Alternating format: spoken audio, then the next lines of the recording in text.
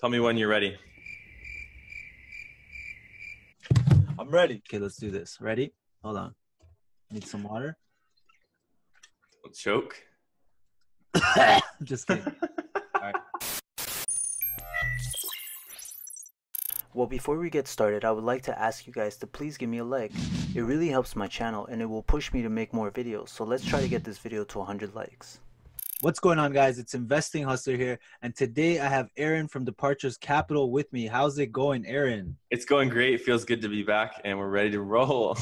Yeah, as you guys noticed, me and Aaron have not collabed in a while. He just came back from vacation. Maybe I'll show you guys a couple pictures of his vacation. Sure, he's just living the life right now. Meanwhile, us in Canada, we're freezing half to death, but it's good to have you back, Aaron. Feels great to be back. I was just excited to come back, get on the grind for 2019. Markets are looking nice and green recently. So if you want to take a quick look at the ACB stock, we can just take a look at the charts real quick if you want. So we're trading at $6.99 today, down 0.4%. And ACB seems to be treading water around $7. Let's pull up the full chart here with some nice candles. Candles, yes. I don't know. What do you think about Aurora at $7? It's tough because it obviously has potential to go down. I could see it going down around 650, and if it does go below 6, I could see it go down below $5.50. Yeah. But at the same time, it all depends how the market does. So let's say the market crashes, FANG crashes, the S&P 500 crashes. I feel like the cannabis sector will be affected by that as well. Oh yeah, I think so too. So it's like a very good price to start a position, but at this price, I would not go all in right now. Exactly. I own some Aurora shares, but I am not all in on Aurora. Yeah. But let's say it goes back down to $6, $6.50. I still won't go all in, but I'll add to my position because I feel like there's a lot of room for upside. Yes, Aurora can go back up to $10. It could go back up to $12, but it still has the potential to go back down below $6. All depending on this market. There's a lot of talks about being in a bear market, a lot of talks about 2019 being the worst market crash we've ever seen in history. So it's like at the same time, I'm not going to be scared and not invest into Aurora because it's a company that I believe in, but I'm not going to be fully invested into this company 100%. I'm going to have cash on the side just in case the market does crash. But it is a great position it is a good price to start a position just in case it does run up to all-time highs again. So that way I don't miss out on the gains. So it's totally. I think you pretty much nailed it. I agree. Like, I think it could drop to 550 if the market, you're right. If the market continues to decline, but I think at around $7, it's a great time to start, like you said, start a position. Yeah, the marijuana industry has been risky like since the beginning. Like I pretty much, the beginning when we had that run up in 2017. Like I've been investing since then, and I knew it was going to be volatile, and I always collected profits. I felt too in love with Aurora because at one point I had 20,000 plus worth of profits, and I only ended up collecting like $5,000 or something when I should have just sold it all. But yeah, it's super volatile. It's like, I think at this point, even if it does run up, you still gotta, I'm still going to collect profits because until you start seeing Aurora releasing like 100 million revenue per quarter or more, I think this company at, in the 10 billion market cap, 7 billion, it's still overvalued. So until you start seeing 100 million revenue per quarter, 200 million per quarter, it's going to be overvalued. Yes, it might run up, but I feel like it might just be followed by another downfall. So who knows? Now taking a quick look at the charts for Canopy. I think Canopy below 40 is looking pretty nice. Well, no, for sure. I actually sold all my Canopy shares because I noticed that downfall. And I'm looking for a position. I should have picked up at, I think at one point they were at 35. Can you go, what was that lowest point? The most recent lowest point? 35. Yeah, I should have picked up around there. Obviously, you can't time the market, but at that point, I thought it was going to go even lower, or I was sleeping, one or the other, so I missed out on that price. But it would be nice to see Canopy fall below 36 again, and I will start another position. Once again, it's not a company that I would go all in, but the thing is, the reason why Canopy is at these prices is because that $5 billion Constellation deal. That investment by Constellation Brands. That's definitely put in a floor for the stock and kind of stabilized it. Exactly, because if they didn't have that investment, they would 100% be below $30 right now. They'd probably Maybe be like exactly 25, probably. even, maybe even possibly lower. Maybe like, Like yeah, who knows? 18. But if it wasn't for that deal, they would be below 100% right now. So that deal is pretty much what kept them above that $30 range. So Yeah, it's gonna be interesting to see what they do with that cash too.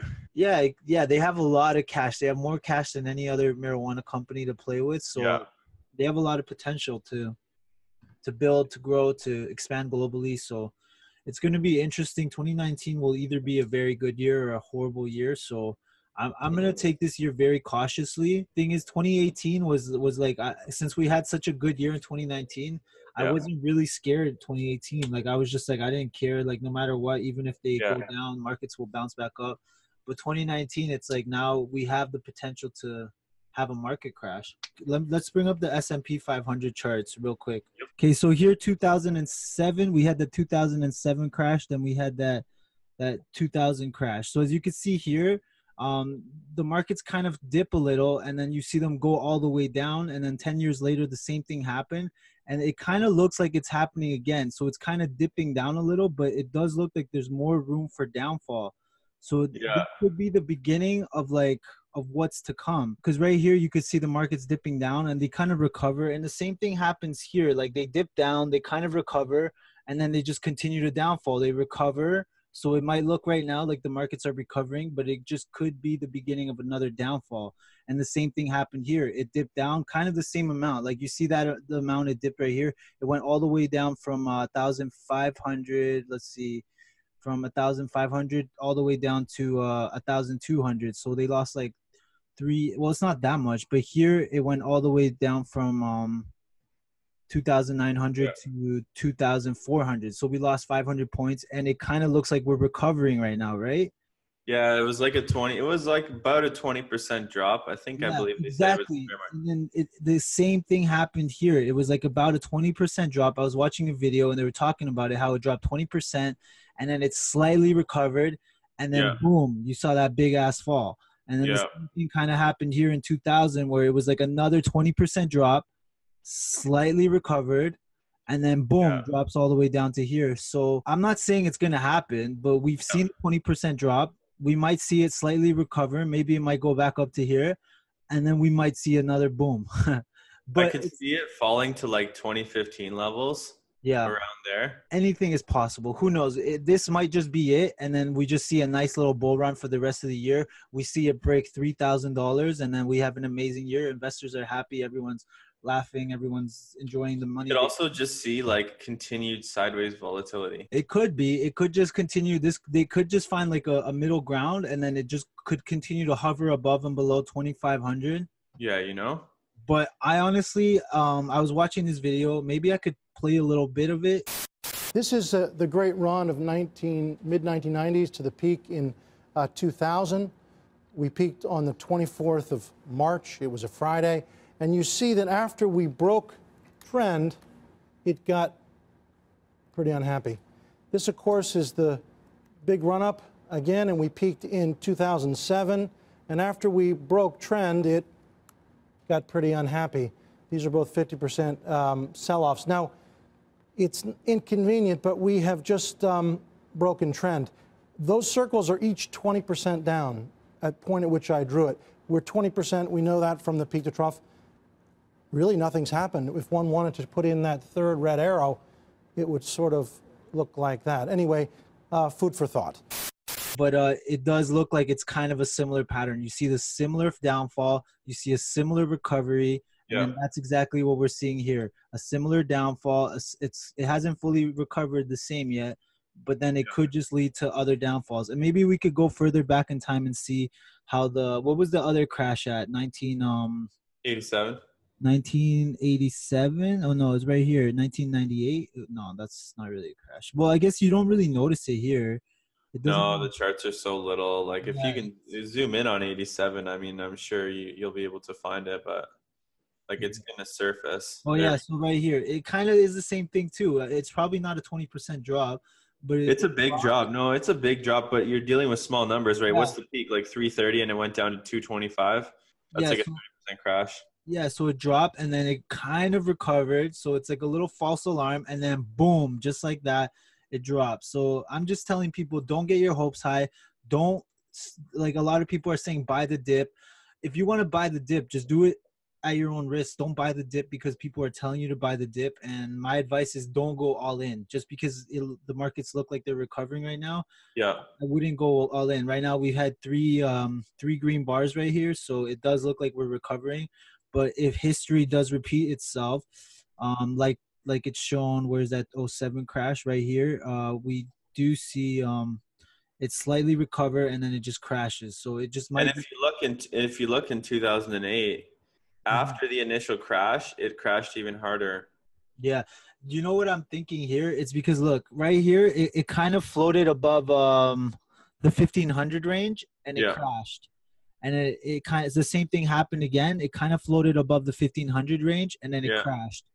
And then at this point, it went above the 1500 range.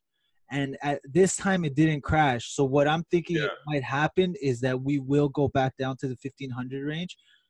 Because I was watching this video. I wish I remembered exactly what he said, but apparently the market was manipulated to the point where it couldn't crash because more money was being printed during these Yeah. times. There's like Yeah. reasons as to why it didn't crash. It was supposed to crash. Apparently in 2014 the markets were supposed to crash. Yeah. It didn't crash, and so it's just the market went above what it should be. So at this point it could go back to these ranges. It could crash back down to, that would be scary if it went back down to 1,000 because it. That's definitely a doomsday scenario, though. That's like Yeah. a 70% crash.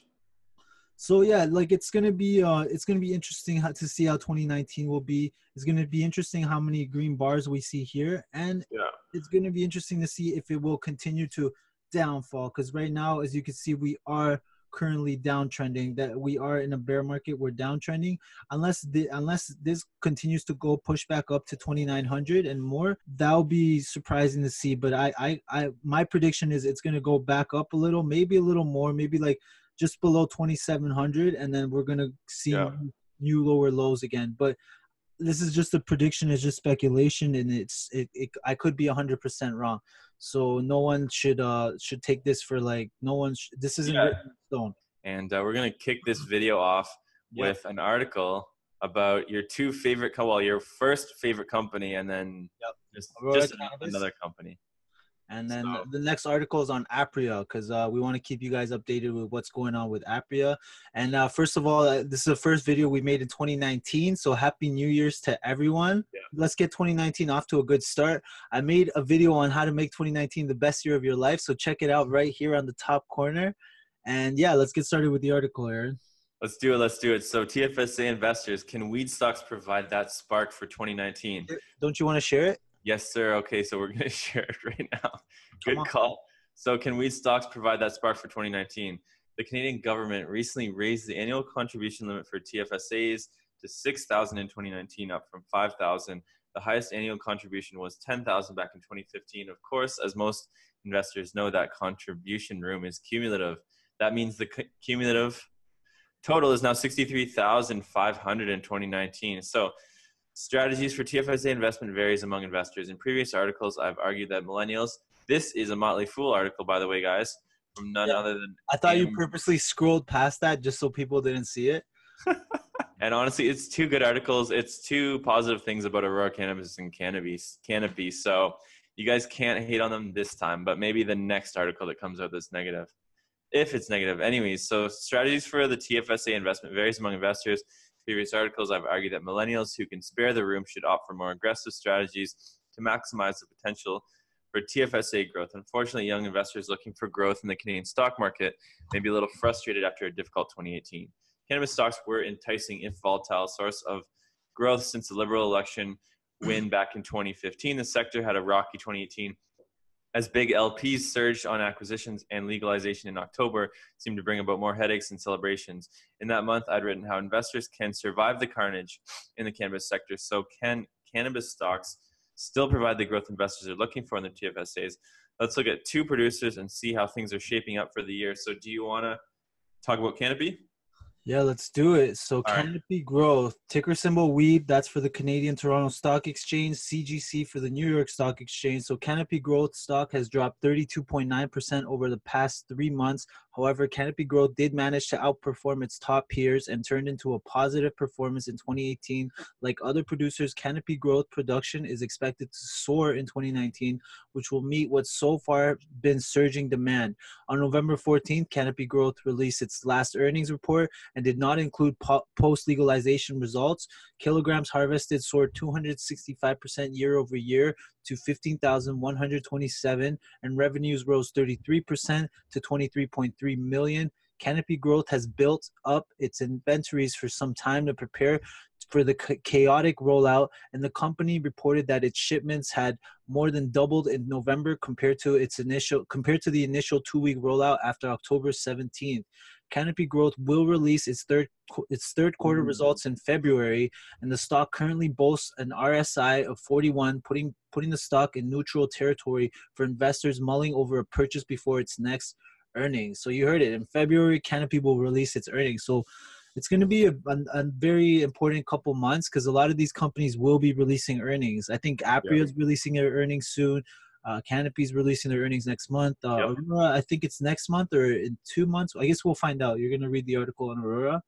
I believe so, yeah. So Aurora Cannabis stock has plunged 44% over the past 3 months. Although Aurora's stock put in a disappointing 2018, it reached all-time highs before legalization.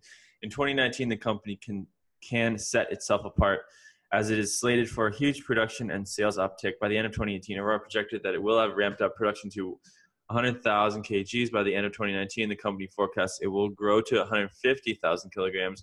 Wall Street has Aurora sales growing over 500% for the full year of 2019. The company has faced hurdles in building a retail network in Ontario, but its footprint in Alberta has allowed Aurora to start quickly, though through its subsidiaries. Aurora's RSI is at 42 of close on January the 3rd, which is comparable to Canopy Growth. However, Aurora stock is a little over $1 removed from its 52-week lows. The company is well positioned to have a banner 2019, and the stock comes at a solid price for investors looking to dip back into the sector, which I agree. I have a good idea, though. How about we talk about factors that could cause a crash or factors that could propel the market?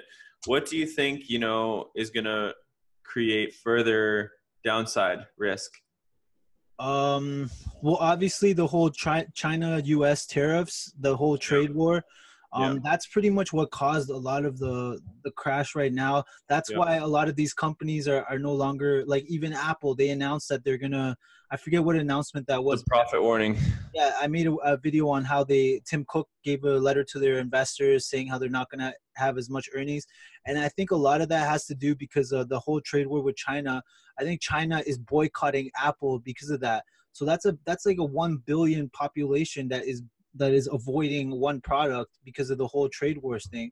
And a lot of these companies are moving out of China, moving into India because they have, I think, taxes. I forget exactly what it is. Maybe we could make a video on it one day. Sure. Research on it. But yeah, that's one reason. Another one, it's overdue. We've been in a bull run for 10 years.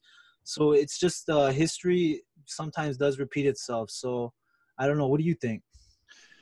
Yeah, I mean, definitely think that trade war issues are a potential downside. Yeah. Geopolitical risks. I mean, we haven't had much in terms of like war and stuff.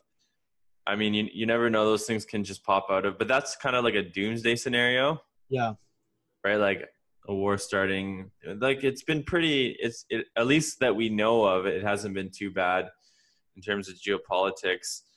And the fact that oil's down doesn't create a lot of inflation or a reason for the Fed to raise rates, but things do surface out of nowhere. But it's kind of like a wait and see scenario for me. But I feel like at least for the short term, the markets have more upside than they do have downside. Yeah, definitely for the short term, it's perfect for swing traders. You're buying on red days. The next day, it seems to be a green day. And if you're selling the next day, the day after, it's another red day. Like that's literally how it's been in the market for the past 2 weeks. Yeah. So I really do feel that like the next earnings season is going to propel the markets because we're going to start to see those effects of the trade war in companies' earnings. Yeah. Right. And then as well as I do feel like positive factors, Trump is trying to fix the trade war. And I know that some more positive remarks came out about him talking with China. Yeah. Coupled with the Fed saying that he's going to be more patient with rates. So that could continue to spark the rally for the next at least while. But yeah, it's going to be, I guess it's kind of like a wait and see. Jobs numbers are still showing really strong growth. Doing amazing. So it's like, yeah. I don't know. It's hard to predict because usually when you have a crash or a recession, there's a lot of things going wrong with the economy. And right now there isn't. So it's like, it's a very weird scenario we're in. So it is. if we do see a market crash, I think it's simply because the markets are overvalued and they've been manipulated for too long. Yeah, no, I agree totally. I think the 20% haircut that we saw was definitely justified, just as they're overhyped. And I feel like, the market was just searching for constant increase in growth, which is never going to happen. It's never going to consistently increase. It just can't consistently increase forever, right? Like growth is going to slow. Like global growth is slowing down. So that's definitely why we saw, because the companies can't continue to just break records for profit forever. Like eventually things are going to start to slow down, and then you got to find that next growth sector. But yeah, and then interest rates too. But it's going to be interesting to see what 2019 happens. We should make a couple prediction videos. I think that'd be fun. Yeah, I'm definitely down for that. Either way, I'm pretty sure this video was so long. So if you guys enjoyed this video, don't forget to leave us a thumbs up. Give us 100 likes and we'll make more videos. Me and Departures are back. He's back from vacation. Yes, sir.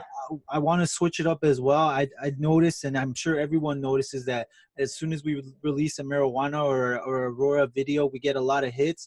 But we're trying to mix it up. The industry is not just about the marijuana stocks. We want to add some Apple stocks. I want to add, I'm trying to switch up the videos. I'm trying to create more videos. Obviously, my non-marijuana related videos aren't getting as much hits. I'm sure the same thing goes for you, right? That's how it is. We're trying to gain traction in other sectors, not just the cannabis sector, but it just seems to be the trending sector, right? Yeah, for us at least. So yeah. If you're not subscribed yet, don't forget to hit that notification bell and smash that subscribe button. And we'll see you guys on our next video. Bye-bye.